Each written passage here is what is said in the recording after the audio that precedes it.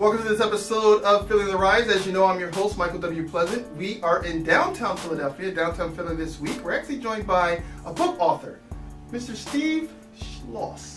Very good. Very good. We've been practicing. About 5 minutes we've been practicing. But he has authored this book, The Man's Secret to a Happy and Sexy Marriage, in less than 10 minutes a day. And he's taken some time out of his schedule to talk about his book and some of the other activities that he has going on. Steve, Mike, welcome to the program. thanks so much. Welcome to Philly on the Rise. So this book, The Man's Secret to a Happy, Sexy Marriage, I mean, is the whole premise of the book just to kind of get as much sex as you can? Is that the whole idea? You know what? The title of the book has the word sexy, so it's not just about sex, even though guys want sex, and women want sex. Yeah. But sexy to me implies intimacy, touch, communication, plus what you do in bed. So, Sure. it's not just about sex, it's got to be all the elements of having a great relationship. Women want to have sex, Sure. but they got this yield sign, in their mind or their heart that says, unless the guy treats me a certain way, I'm not going to partake in that. Okay. Yeah. So a lot of guys think, oh, women don't like to have sex after they get married. No, they want to have it with a guy that really shows them how much they're loved. Relationship's like a fire, okay? We all want that big kaboom, that big bonfire, right? Yeah, sure. Okay? But if you don't keep the embers burning, Yes. okay, and so in other words, you can't not give your wife the attention she needs and then say, I'm going to take you out for a nice dinner tonight, and then expect kaboom. Okay. Because you haven't been keeping the embers burning. And you can keep the embers burning throughout the day. Throughout the day, exactly. Some of the things you mentioned, which are in your 101 list. Well, yeah, that also has to do with which is in less than 10 minutes a day, which is staying connected throughout the day. Women, by nature, are insecure. They're always worried their husband's gonna meet some other woman, wander. They're gonna be on the road. Why are they wired like that? Why do they think that we're just gonna hop in the sack with the next thing that we meet? Why do they think like that? Why are we wired that way? Because we are. I mean, no matter where you go in the world, men are men or women are women. It doesn't matter. It's just how we're wired. And let's get back to that in less than 10 minutes a day. Yes. You gave some good tidbits that we can do to keep the embers throughout the day. Right, Give us some more of those tips. Yeah, so the 10 minutes a day is staying connected so your wife feels secure. Okay, so she knows that you love her, that you adore her, that you appreciate her. Let her feel secure. So when you come home at night, she's welcome and happy to see you. She's not spending the day going, I wonder who he's talking to. I wonder what he's doing at that lunch. I wonder, there's all these. I wonder why he was late for. You know what I mean? Okay. You got to keep connected. Yeah. And I was actually telling Jessica, our production person here, that habits take 3 weeks to change. Sure. Correct. And if you start doing things for 3 weeks, then they'll start becoming habit. So I have a planner at the back that says, plan out 5 or 6 things a day to stay connected. So when you leave the house in the morning, don't forget to go give your wife a kiss goodbye, tell you love her, right? Okay. If you have a chance, send her a text in the middle of the morning and tell her what a great dinner she made last night. Lunch, give her a quick call if you have the opportunity. If you don't, maybe just send her a quick text. Say, honey, I'd like to call you, but I'm so busy. I was just called to a meeting. I just want you to know I was thinking about you. When you go out for dinner this weekend with your wife, ask the maitre d' or whoever seats you to give you a table where you can sit next to each other instead of opposite each other. Yeah. Okay, now you can sit, you can rub her leg, you can put your arm around her. It's much more intimate. Somebody said to me recently, what's the big deal about that? Like, who cares? I said, because I can sit across the table from any woman, but I can only sit next to my wife. So my A list, and there's 4 A's, that's why they're called A list. There you go. The first one is appreciation. Okay. Women want to feel appreciated for what they do, for their professional career, for what they do around the house, raising the kids, cooking, whatever it happens. How do we show appreciation as a man? What do we do when we come home from work? How do we show appreciation? It depends on what it is, but first, bottom line is it's all about communication, right? Sure. Yeah. Okay. Communication is number 1. Okay. Then it may be, give her a card that says how proud of you I am. Okay. I mean, it could be all types of things. Yeah, that's why I have a list of 101 things to do. Yeah, actually going to get to that next. Okay, yeah, what's your second? Second day is being adored. Okay. Letting your wife know that she's adored. Tell her how cute she is, how sexy she is. Yeah. Send her a text message how how she made you smile yesterday because she was so beautiful. I mean, okay. Things that make her feel very much adored. Because Sure. women want to feel adored, right? Yeah, yeah, yeah. Okay, yeah. beautiful, sexy, desired. Okay, all right. Now third A. A third A is accepted. Okay, we all want to feel accepted for who we are. There's nothing worse than being criticized all the time. And what I find is like when a couple is happy together, they accept most things, right? Mhm. It's when things start going bad that like the little things start getting you upset. Okay. Okay, like you know, if things are great and you forget to put the toilet seat down, you know, your wife will go, Mike, you know, that's just I accept it. That's Yeah. how you know. Okay. But it's when you start having problems that those little things start, you know, becoming annoying. annoying. Exactly. Yeah. So Is that our fourth A, annoying? no. Oh, okay. I'm sorry. So it's very important to accept each other for who we are, because none of us are perfect. We all have our flaws, Yeah, sure. and the more you can just like let it go, Uh-huh. accept each other for who we are, because Yeah. you got flaws too that she's Yeah. putting up with. Sure, right? sure. Okay. Let's get to our fourth A. What I is know, our I'm fourth trying to remember. Admired. Admire. Thank okay. you. Yeah. Okay. Yeah. Yeah, so admired means, you know, admiring her for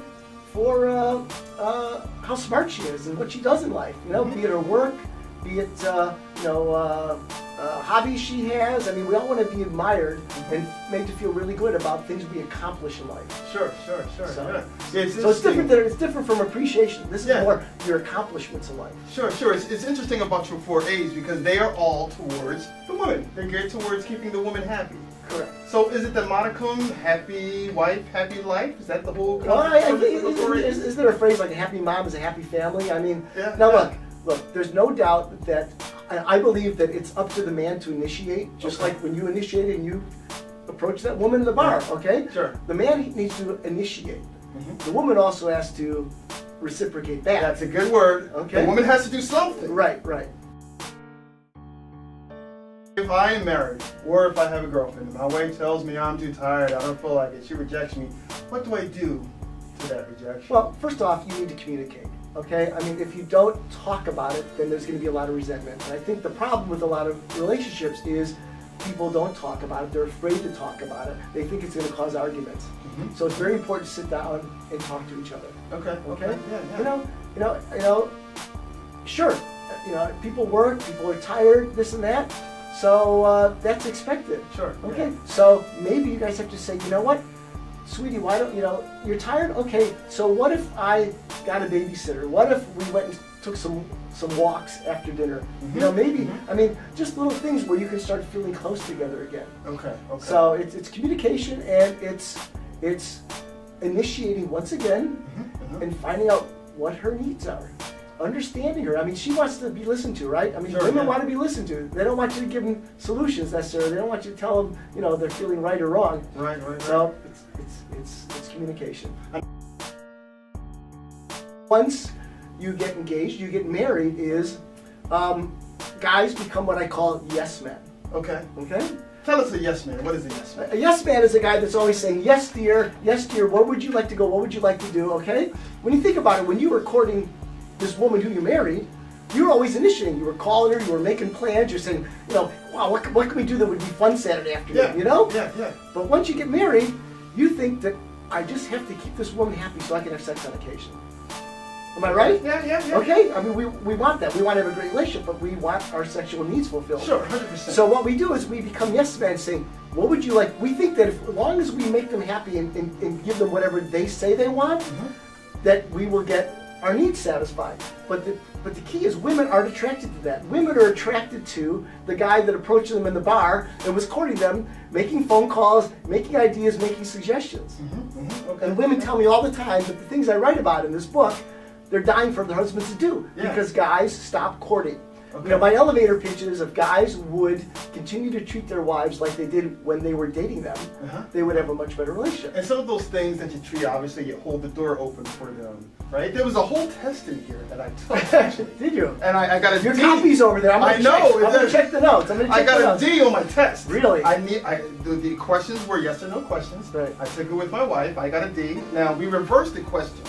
She took the same quiz, and she also had a D. Interesting. Right? So Okay. we both had 60. Okay. So what happened after you took the quiz? Did Well, you guys. we need to do more homework. We need to Okay. actually figure out a strategy to turn those no's into yeses. Well, you know, I just wrote a quarterly marriage what I call it, a quarterly marriage update. Yeah. So I will send that to you. Okay. Because Okay. it's something couples need to do. Like Yeah. every couple months, sit down, talk about how how the kids are affecting your life and work and family and parents, and talk about all the things that are important to you. Are you giving your wife enough appreciation, enough admiration? Do you tell her you adore? Yeah. All these little things. So I'll send you my quarterly marriage checkup. That's what it's called, the checkup. I think if you would start to implement some of the ideas and initiate, that you could turn things around. And literally, you can turn things around overnight. Yeah. It's amazing how much a woman will take to your showing her these signs of how much you love her and melt in your arms again. I mean, women want to have sex. People need to invest in what they have. Okay, you can't get there and they go, okay, I've accomplished that. I think a lot of people look at marriage as, okay, I got it, I got the guy, I got the woman, and now I can, it's like I got, the yellow belt, but I don't need to go for the brown belt. Okay, yeah. Or I played a couple songs on the guitar, I don't need to learn how to become more proficient at it. Yeah. Okay? Uh-huh. So, unfortunately, this is just how it is. And if we would invest in our marriage as much, or even just a fraction of what we did investing in finding the woman and getting married, then I think the divorce rate would be a lot less. See, there's a lot of relationship books out there, but when you see what the divorce rate is, they're not working. Gotcha. And they're not working because they don't promote people taking action. And that's the difference between what I think in my book versus the rest of the market is I'm promoting people to take action. Promoting people to take because action. you can understand theories and philosophies, but unless you take the action, nothing's going to happen. And they're clear action steps, which is what I loved about this book. In less than 10 minutes a day, I was able to have a more sexy and happy marriage. Thanks a lot, Steve. Thanks, Mike. Yeah. Tell us, how do we find you? How do we find the book? What website do we go to? My website is called Man to Man Talks. The word talk has an S on the end, mantomantalks.com.